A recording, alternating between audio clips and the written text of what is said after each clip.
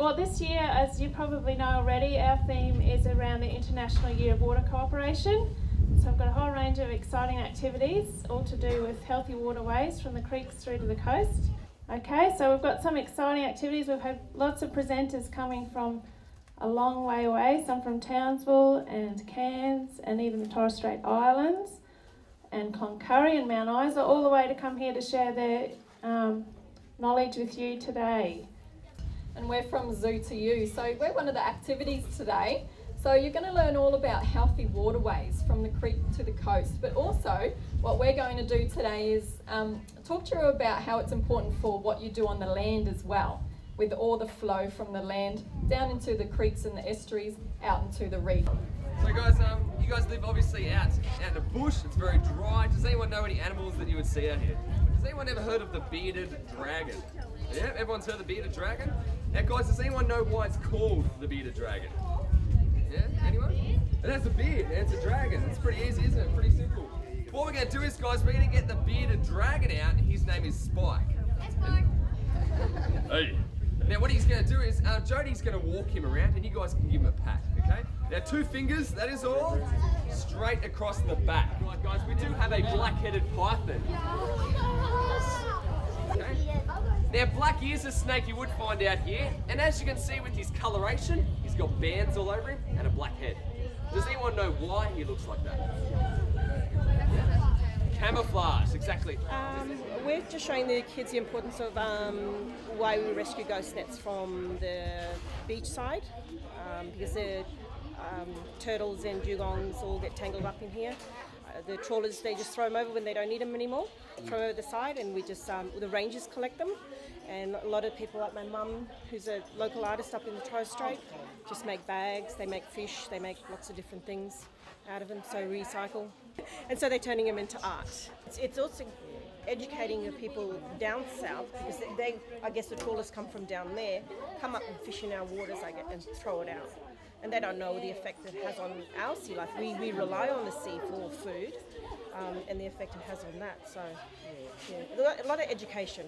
Heaps. Mum's part of the Ghost Net group, and their work, their recycled work, and that education that comes with it goes to as far as Adelaide. So deep south, Adelaide, Sydney, Canberra, even Western Australia. So, yeah, even a couple of years ago we made that 10-metre croc out of bamboos and ghost nets. Yeah, it's at the moment it's gone to Townsville. Yeah, so it goes around and educates everyone why the importance of why we need to take these out of the water. My name's Sergeant Bruce Jennings. I'm the officer in charge of Croydon Police Station. That's part of our role as police, to get involved with the community, and a day like this is just a perfect opportunity for that. Oh, it's a good event. Yeah. Well, Northern Gulf Resource Management Group puts in quite a bit of the resources for the day, but we also have a lot of support from other organisations such as DD and the Tinner Environmental Education Centre and the Croydon Shire Council and the Croydon School. And then we also apply for grants each year. So this year we got support from the Festivals Australia grant, which enabled us to get the Ghost Nets artists and the junk wave art.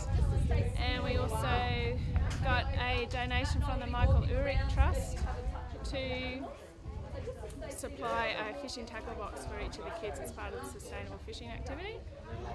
And we also had some money from an award we received last year from television. All good? Yeah. Any questions? No? I know you see you chaffing at the bit. You've got to shoot them. Hey! You've got to have one.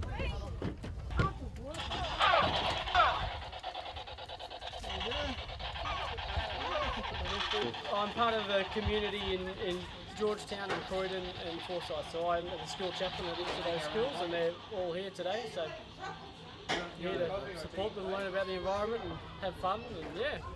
With Northern Gulf Resource Management Group, and we've got a little stall here with about sustainable fishing, and what we're doing here is actually catching some pretend fish and looking at the minimum sizes. Some fish you can keep, and other fish you have to throw back if they're too small. Right. Are they adhering to the rules? Yeah, they are. Yep, mostly. Yeah. Got some fish fatigue? Yeah, we've got a couple of fish, yeah.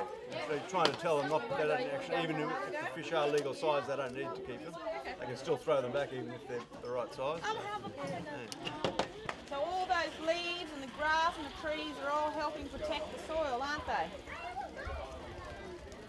That's it. So see the water running down off the paddock? Look at it all, yucky. See how it's made where the water has run down the paddock? It's made holes through the paddock, hasn't it? Hi, I'm Rebecca Gunther and I work for the Queensland Department of Ag, Fisheries and Forestry, or formerly known as DPI. And so Mick Brady is from Southern Gulf Catchments, and we're working with kids to teach them about land management and water quality. So looking after the soil that the grass and fruit trees and cotton fibre plants grow in, so that there's plenty of soil there to keep growing all those products. So we're demonstrating that if you don't look after your soil and big rain storms come, then that soil gets washed off into the creeks and rivers, that then makes the creeks and rivers dirty and on into the oceans, make them dirty, and it's not good for any aquatic life in the rivers or out in the ocean. But also if the soil's in the ocean and in the rivers, it's not on the land where we need it to grow the grass for the kangaroos and cows to eat that we then eat, or it's not there for habitat for ants or guanas and things like that. There's a lot of grazing in this region, so if we don't keep our soil on the land where it's supposed to be, well then we're not going to have enough soil to grow grass for the cattle and the kangaroos to graze, to make them fat, healthy cows to sell, so we can have steak. The credits, the number of credits in the water always indicate the quality of the water, so that's what we're trying to, the message we're trying to get across to the. But we've certainly got damselfly nymphs, dragonfly nymphs, and lots of mussels. We've got some fish.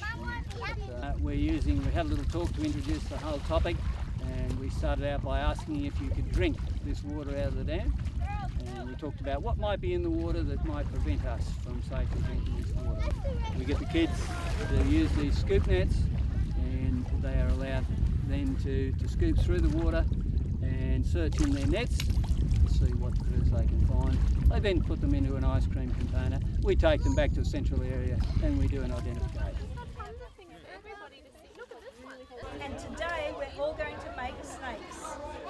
The biggest rubbish dump in the entire world is actually in the middle of the ocean. So it's between Japan and Hawaii and Australia, and there is this great big current in the middle of the ocean that goes round and round, and it's called a gyre. And when any rubbish goes into the ocean, so it could be here, it washes into the lake, goes into the river, goes out to the ocean, it can get picked up and find its way into the gyre. And once it's in the gyre, it's stuck in there forever. It can't come out because the gyre goes round and round and round. When plastic goes into the ocean, the salt water and the sun makes it very poison. Will you help us pick up rubbish if you see it on the street? Okay, that's everybody here. 7 children at this table are saying yes, they will help us pick up rubbish. Hello, hello, hello, hello. Oh, it's very nasty. Thank you. No, I don't. Yeah, can I please have cheese? You listen to Pierce and he'll tell you. And there's a little arrow there that points where the crocodile's going to eat the little fishy. And we have a lovely cake up there that Barb at the general store made for us. So please grab a piece of cake and an ice block on your way home. I think that's about it. Thank you.